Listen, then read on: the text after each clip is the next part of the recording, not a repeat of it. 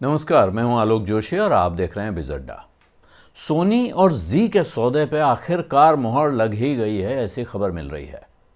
22 सितंबर को इन दोनों कंपनियों के बीच मर्जर की संभावनाएं तलाशने और उसकी बारीकियों का हिसाब लगाने यानी ड्यू डिलिजेंस करने का करार हुआ था। 90 दिन के भीतर इनको यह काम पूरा करना था, यानी कि तय कर लीजिए खरीदना है कि नहीं खरीदना है।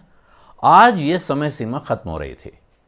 आज करीब करीब पूरा दिन जी एंटरटेनमेंट की बोर्ड बैठक चलती रही और खबर यह है कि अब दोनों कंपनियों के विलय का रास्ता साफ हो गया है। बोर्ड ने उसको मंजूरी दे दी है और अब सोनी और जी को मिलाकर जो कंपनी बनेगी उसके पास जो टेलीविजन नेटवर्क है वो देश का सबसे बड़ा एंटरटेनमेंट टेलीविजन नेटवर्क होगा। अभी तक ये खिताब स्टार इंडिया के पास है, वो अब तक देश की सबसे बड़ी टेलीविजन एंटरटेनमेंट टेलीविजन कंपनी है। लेकिन अब इस मर्जर के बाद जी और सोनी को मिलाकर जो कंबाइंड एंटिटी बनेगी, नई कंपनी बनेगी, वो देश का सबसे बड़ा एंटरटेनमेंट टेलीविजन नेटवर्क चला रही होगी। पूरे दिन ये कसरत क्यों चलती रही, क्या बारीक बात हो रही थी, इसका ब्यौरा तो तभी सामने आएगा जब औपचारिक ऐलान आएगा। लेकिन सूत्रों से खबर मिल रही है कि करीब करीब वही सौदा है जिस सौदे की बातें 90 दिनों से चल रही थीं। थोड़ी सी हेरफेर है, मामूली हेरफेर है उस रेशियो में जो वर्कआउट हुआ था।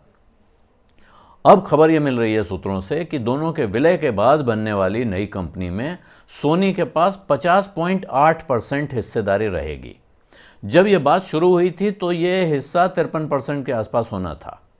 भारतीय हिस्सेदारों की हिस्सेदारी नई कंपनी में 47% रहेगी और 2.2% हिस्सा होगा जी की प्रमोटर फैमिली यानी सुभाष चंद्रा और पुनीत गोयनका परिवार के पास। ये जो 2.2% हिस्सा है ये बढ़कर 3.99% तक जाएगा, यानी ये लगभग 4% होगा। और इसके अलावा खबर यह है कि समझौते में ये इंतजाम भी शामिल है कि यह परिवार नई कंपनी में अपनी हिस्सेदारी बढ़ाकर 20% तक ले जा सकता है। लेकिन इसके लिए उसे बाजार से शेयर खरीद कर ही अपनी हिस्सेदारी बढ़ानी होगी। अब बाजार से खरीदे या इन हिस्सेदारों में से किसी से खरीदे जिनके पास ऑलरेडी बड़े बड़े चंक्स हैं हिस्सेदारी के, लेकिन उसे खरीदना पड़ेगा। ये इस अरेंजमेंट के तहत उसको कहीं से नए शेयर क्रिएट करके दिए जाएंगे, ऐसा नहीं है। और जैसा पहले तय हुआ था, अगले 5 साल के लिए पुनीत गोयनका ही इस कंपनी के मैनेजिंग डायरेक्टर रहेंगे, कर्ता धर्ता रहेंगे।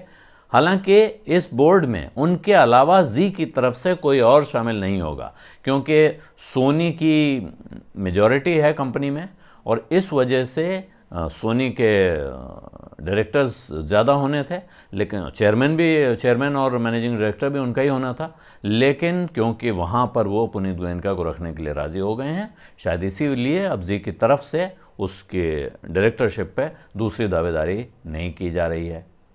जी और सोनी दोनों ही मजबूत ब्रांड हैं अपनी अपनी जगह, और अब सवाल यही है कि नई कंपनी का नाम क्या रखा जाएगा। तो अभी तक जो खबर है वो ये है कि नई कंपनी के नाम का फैसला होना अभी बाकी है। इस सौदे के रास्ते में काफ़ी अड़चनें रही हैं और आगे भी ये कहना बहुत मुश्किल है कि वो अड़चनें ख़त्म हो चुकी हैं। लेकिन बाज़ार में बहुत से लोगों की नज़रें इस सौदे की कामयाबी पर टिकी हुई हैं और उन्हें लगता है कि सौदा हो गया तो फिर जी में बहुत बढ़त आ सकती है। शायद यही वजह है कि जी का शेयर आज 5% तक उछलने के बाद 3% ऊपर बंद हुआ है।